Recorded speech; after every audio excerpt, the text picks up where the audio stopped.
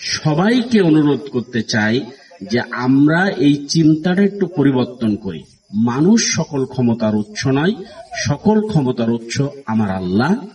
আপনার ধর্মের যদি স্রষ্টা যিনি তিনি, আরেকজনের ধর্মের স্রষ্টা যিনি তিনি।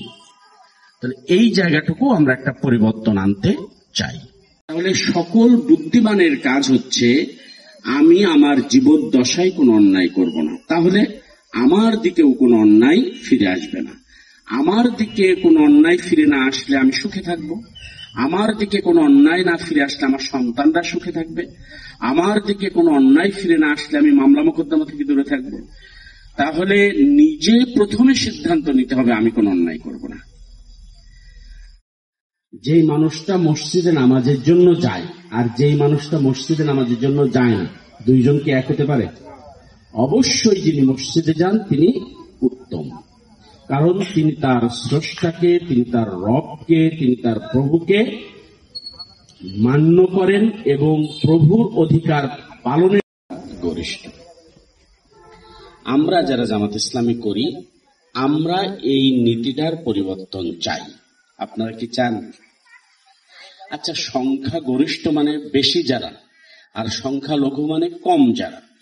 তো এখানেই তো একটা থ্রেড চলে আসে যে মুসলমানরা এখানে সংখ্যা গরিষ্ঠ, তার মানে হিন্দুরা সংখ্যার সাথে কথা। সেটা হচ্ছে আমরা চাই সবাই আস্তিক হোক, তার স্রষ্টা, তার প্রভুর কাছে উপরে তার বিশ্বাস তৈরি হোক।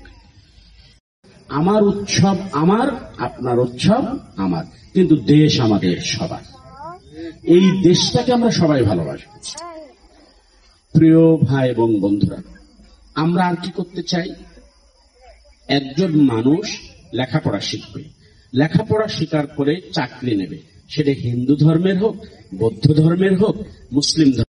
এই দেশটার ভালোবাসার অধিকার আমার যেমন আপনারও তেমন। এই ভালোবাসা নিয়ে আমরা এগিয়ে যেতে চাই। এটা হচ্ছে আমার প্রথম কথা। আবার খেয়াল করে, পূজা মণ্ডপ পাহারা দিয়েছে কারা? আমরা দিয়েছি না? হিন্দুদের দোকানপাট পাহারা দিয়েছে কারা? আমরা দিয়েছি না? হিন্দুদের বাড়িতে উঠিয়ে দিয়ে এসছি, বাড়ি থেকে ভয়তে পালাই গেছে, আমরা আবার নিয়ে এসে তার বাড়িতে বসাই দিয়েছি কারা? আমরা। কি কারণে করেছি? নাগরিক হিসেবে এই কাজটা আমাদের জন্য জরুরি। কারণ আমরা যে ধর্ম পালন করি, সেই ধর্মের যিনি নবী, যিনি রাসূল, তিনি বলেছেন, যদি তোমরা তোমাদের